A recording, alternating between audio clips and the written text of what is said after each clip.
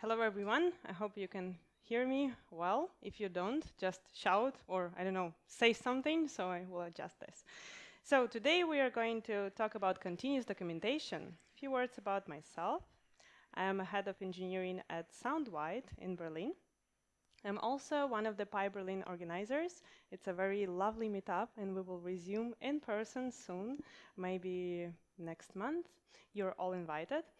And I'm 11 years in software development in general, different languages, and from them, it's 7 years in Python. So you can imagine how happy I am to stay with Python, although I'm not writing so much Python at the moment, but I would still attend Python conferences to learn from everyone. It's just a fantastic community. So I have a question for you. Do you document your code? So please raise a hand if you do. Wow, that's fantastic. So just a few people don't. Okay, the next question. Do you do it continuously? Documentation. Oh, okay, just a few. Maybe this talk is just for you. If you still don't write documentation, it's still for you to listen, maybe inspire, and then start writing. So I remember myself when I wrote my first program around 10 years ago, quite some time, and just step by step by the book. I took the book, I opened, and then I started writing some program. Sounds really lovely and nice, and I was so happy, excited, first-time developer. And then the code looked so perfect, so nice, so awesome and fantastic. And maybe I thought it was perfect at that moment, but it didn't feel right. I was not so confident that it's finished or it's correct. And at that point, I didn't really know what to even check in the code. And then how to know when the code is ready for production or for even code review to share with somebody, or when this code needs a bit more work to be ready.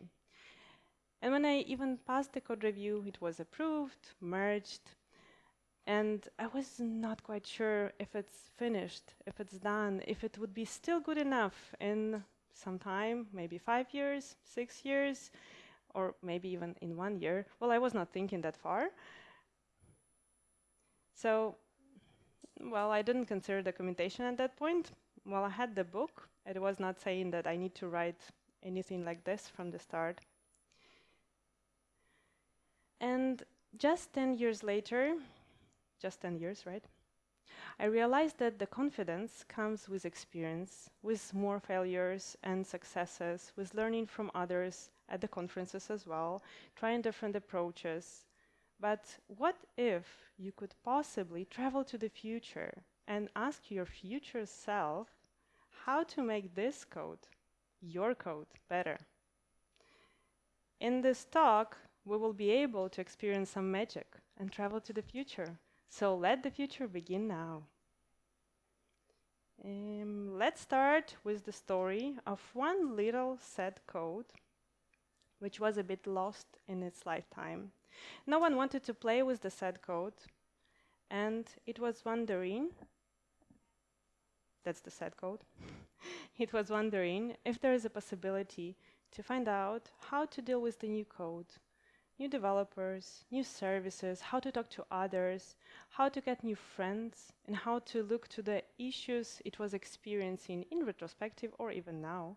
The sad code had so many questions about its lifetime and there were no answers. And just there was a sad cat sitting next to it in the same room. Such a sad story. So the sad code was wondering what is wrong with it and how to change to get more friends. So let's take a closer look into this code. The first part of it is returning hello world. We know that already from the book. Looks nice, right? We understand that, we remember that. And if you take a look at the second part, what does it do? Well, we don't really know. Usually we are looking at the header and then at the return statement, maybe sometimes. So it's returning some message, it's returning some parameter with no name, like parameter 1. Well, I don't even remember what I was trying to do when I wrote this piece of code, because it was some time ago. So You remember a story?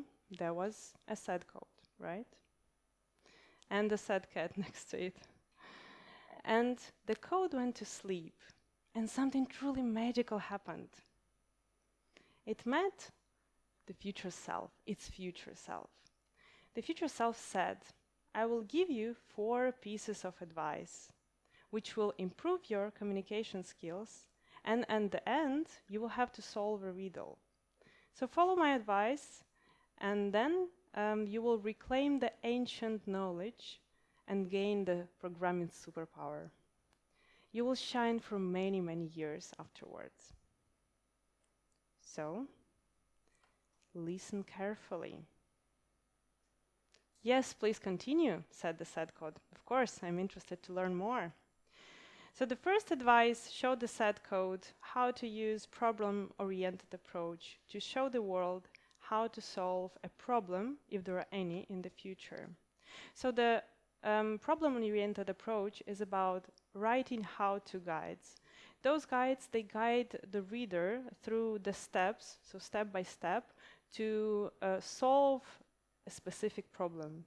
So there are like recipes in the books, or maybe some directions where to go to get to a specific place in the end. So in our case, for the really sad code, you can write a how-to guide, for example, how to run the code, or maybe how to install the package, something super simple. You can start with the simple README file and then add simple step-by-step explanations for this guide. And after following the first advice, the sad code noticed that they got a friend. Can you imagine? A friend, a real friend. How do I know that? Well, I can see that. There is a friend, 1 star is shining already. So there is a second advice, which showed to the sad code how to use learning-oriented approach to show the world that the code, what is code actually doing. So the learning-oriented approach is about tutorials, writing tutorials, which are the lessons, the step needed to be done in order to build something or achieve some goal. So this is a series of also step-by-step tutorials to create some project of something. For example, you can guide the reader to do something specific step-by-step as a tutorial. And if you take the sad code that was in the beginning, you can write a basic tutorial about how to set up Sphinx documentation, in this case. So after doing this, I got another friend. Look at this! So happy already too! Yay! Let's go further. So the third advice showed to the sad code how to use understanding-oriented approach to explain the world more about their personality, about how the code feels about other services and packages, about integrating with others. And this approach is about explanation. So this is more of an extra information about how this code and maybe this specific package behaves in life. You can broaden the documentation that you already have with more specific explanations about how to use this package, or maybe how to connect with other services, how to write another service which can connect with this code. And after doing that, after writing all of this documentation with the explanation and maybe motivation, some extra information, we can get another friend. Look at this, even more. So awesome, so fantastic. The last but not least advice showed the sad code how to use information-oriented approach. So this is about describing your code, the code that you already are writing or already wrote, with more like function descriptions, also writing the attributes, methods, return statements, so describing everything that the code does. Usually it's auto-generated from the code, so it can be continuously updated. This is how it looks, and adding the code reference, in this case, in our example of the sad code, while using Sphinx, and read the docs, you could achieve that all together. We will see that in the future if we have a bit more time. So after those 4 wonderful advices from the future self, something truly magic happened. The code woke up and was not sad anymore. It felt comfortable to go to a party, to meet others, other codes, of course, and maybe developers, to start talking to also other developers and the original developer of the code. When in a few years the code finally met its creator, the original developer, there was a sparkle of understanding between them, and they felt deeply connected with each other. And at that moment, the code had a flashback in memory into the moment when the future self said that the code would be asked to solve a riddle. So here it is. I'm someone who can teach you a lesson, but not a teacher. I'm someone who can guide you to a goal, but not a tour guide. I'm someone who can tell you everything about technical specs of your functions, but I'm not an encyclopedia. And I'm someone who can explain you a particular topic to help you to understand, but not Google. The code started thinking and finally realized something. Wait, you are my future self, right? So all the 4 hints were about you. So it's all about you. Yes, the future self answered yes. The 4 advices were all about me. It's all about tutorials, how-to guides, explanation, and the reference. And are you a documentation? By any chance? Yes, the secret is that you need to understand that there is no single documentation. It has different approaches, and also it consists of tutorials, how-to guides, explanations, and the reference guide. So it's all one big happy documentation. So the future is now, and you can make your code happy with, as we saw already, with the code reference, with the README files, with some more explanations and tutorials, and even more information to add on the top. And then you will make your code happy. That was the sad code, but if you add everything on the top of it, it would be super, super happy. Yay! And then you will get many, many friends, of course. You will see there more than 3. Yay! Let the future begin now. So, knowing all of that, knowing the future of the code, would you document your code right now to make it shine for many, many years? You don't have to answer. You can be shy at the moment. I will ask afterwards, maybe in person. But if this example did not convince you to start working on the documentation already now, I have a few more bites of advice from my own experience. So the first one is about people will forget things. That's how our brain works. We don't use some piece of the memory, and then we're like cleaning the memory, and that's it. We're forgetting. So it's perfectly fine if you just stop working on some specific code. And also, it's not possible to read all the code that you're writing, unless it's one file. But even if it's one file, it's a huge file. So then you cannot read every line of code of this file. And then the next thing is that people leave the code alone. Yeah, you can change the teams, you can change the projects, even main contributors, then they can also leave and maybe take a break, and it's just perfectly fine. But the thing is that if you're leaving the code alone, it doesn't write itself. Well, now it can write itself, but we're thinking about that it's not writing its own documentation, so it can write its own code, but not a documentation. And another thing to keep in mind that new people are coming to contribute. And it's also for open source as well as for closed source. It doesn't change the fact that if a new person is being onboarded, then if there is no guide how to contribute, no guidelines, or even no hint what the function does, specifically if there is some magic number which you've just found out that only this number works for this server specifically, and then you put the number and you forgot to change, to add it to the documentation, so obviously it would be really hard to read another person's mind after a few years. So if you decided to start adding some documentation, maybe already now to your code, or maybe you're starting a new project, also exciting, right?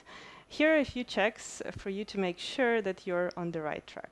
So first, what you can do and should do is to choose the main source or the tool for the documentation. And then you have to make sure that it's up to date. Well, it's a nice rule because people are leaving the code alone, and also people are leaving the code alone, of course.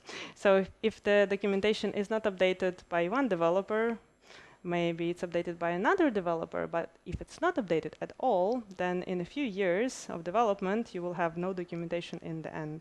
Or maybe it would be so obsolete so that you will not be able to even install the package. So I recommend you to read a few articles about some theory about documentation. So the first one is about 4 different types of documentation. And the second is for more like an inspiration for the legacy code, where to put the documentation and how.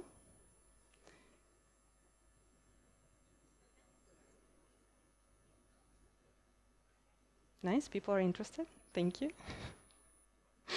So how to start? You need to start as simple as possible. Just start. Don't think, what should I do? What type of documentation should I add first? Just start writing. And then it's better to have version controlled documentation, because if you change the versions of the package and then there is a lot of change, it would be nice to have this as a solution, so you can change the versions and then maybe even compare the difference, like, okay, this variable appeared, this didn't, and it would be really nice to have it continuously. So documentation for your specific Python code, you can start with Sphinx. We already saw a super simple, small example.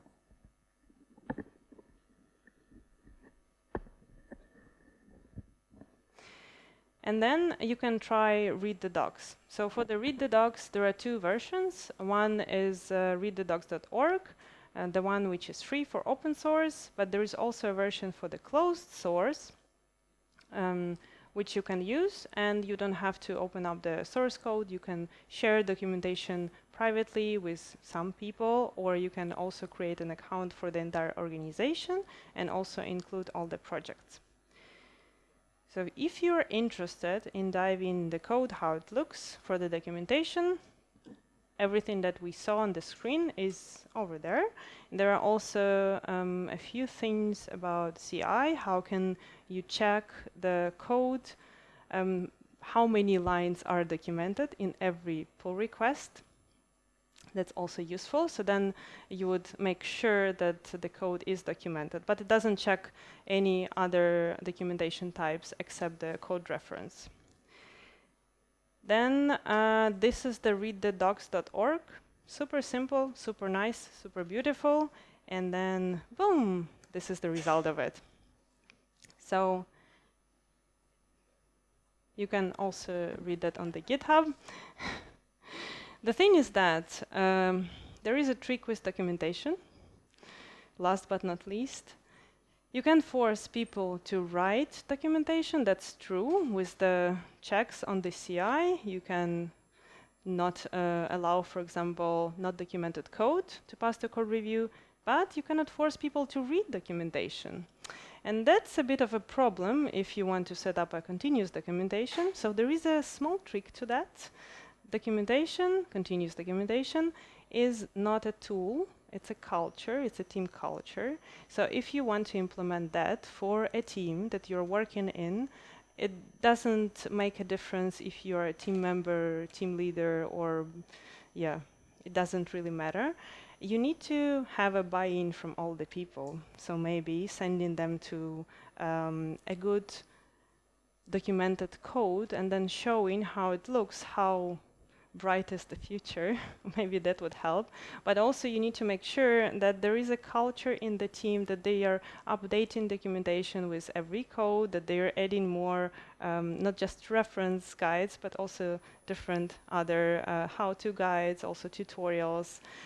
And yeah, so I hope that this was helpful to you. And would be really nice to hear back from you. You can also read about some documentation stuff on the personal website that I shared in here. And of course, you're all invited for the next Pi Berlin. And we have maybe a bit of time for questions. Okay, thank you.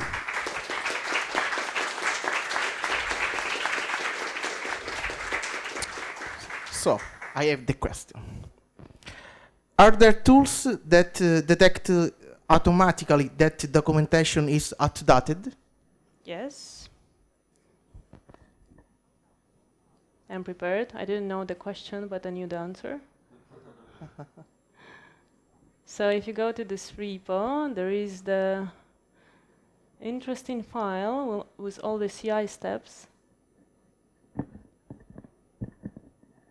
Sorry for the noise. Oh, can you hear me? Yes. So I use this one, interrogate. Maybe it's already quite old. So there are different tools for the coverage. You can check how many lines of code are documented, but that's only for the code reference, nothing else. Okay. So, you mentioned the tools to prevent undocumented code through CI. Could you elaborate? Yeah, exactly the same thing. You can also, I think there is a setup file somewhere. Let me check. I don't really remember, but this code is documented.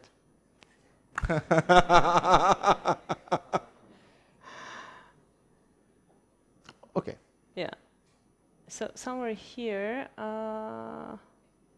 you can set up how many, what is the percentage? I think it's 95. That's the percentage of the documentation. So it's if it's below the number, then it will fail on the CI. Okay. Perfect. Thank you.